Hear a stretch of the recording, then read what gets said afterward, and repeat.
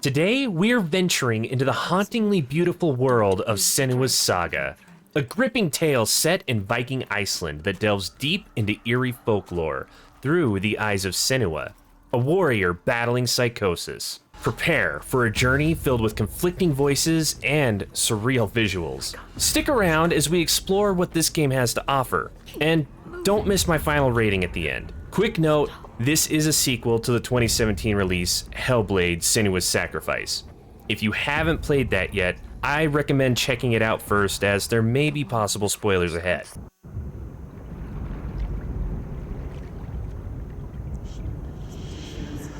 You can see it. She let herself be taken. Picking up shortly after the events of Senua's Sacrifice, Senua intentionally becomes a captive of slavers, hoping to reach her enslaved people and save them. However, a violent storm disrupts their voyage, leading to a rough landing in Iceland. Once ashore, Senua must seek protection and begin her perilous journey. What are you going to do with that sword, girl? She looks ready for you. She will bathe in blood. Her sword will sing. While there isn't much foul language, the game is rich with bloody action. Combat scenes are graphic, with plenty of stabbing, slashing, and gore. The dark and intense portrayal of Psychosis can be quite frightening. This is probably a game to play after the kids are in bed. This is very dangerous. They are telling you, Showing you this place is dangerous. Are you sure you want to go on? The developers have done an exceptional job portraying Psychosis from Senua's perspective. Throughout the game, you'll hear a constant stream of voices in your head. Some supportive, others contradictory. Initially, these voices are quite disorienting, but you might find them easier to ignore over time, somewhat defeating their purpose. I can't find you. She's gone. Gone forever. She's dead because of you. Dead. Senua frequently has to defend herself against violent foes. Combat requires you to time your attacks, parries, and dodges effectively. Paying attention to your enemies ensures survival, with beautifully animated sequences making fights feel like seamless cinematic experiences. While the combat is simple and straightforward, it's visually impressive. There. She has found it.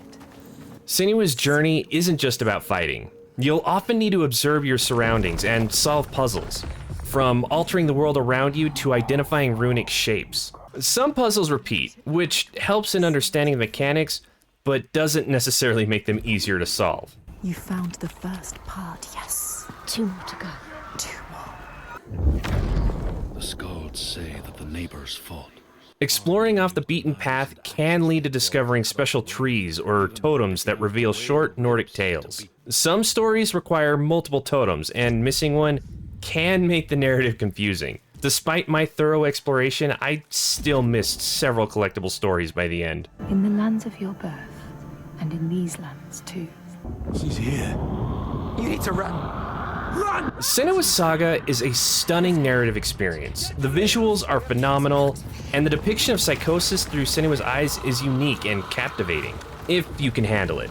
For some, the portrayal might hit too close to home. Nonetheless, the game offers a profound understanding of psychological issues. Gameplay is simple, with combat requiring only a few button presses and puzzles that are straightforward yet engaging. The game prioritizes delivering an amazing narrative over challenging your gaming skills, feeling more like an interactive movie than a traditional video game. While I don't remember much about the first game, if you enjoyed Hellblade: Senua's Sacrifice, you're likely to appreciate this sequel.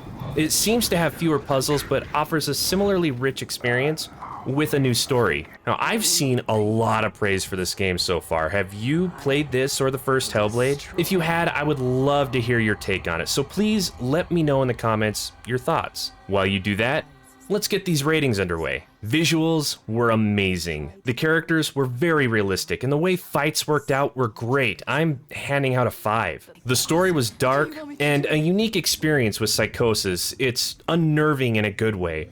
I'm handing out another 5. Gameplay was simple, almost non-existent when compared to the story. More of a tool used to move the game forward than something challenging to figure out. It ran smoothly and did its job. I'm handing out a 3. Replayability isn't there for me.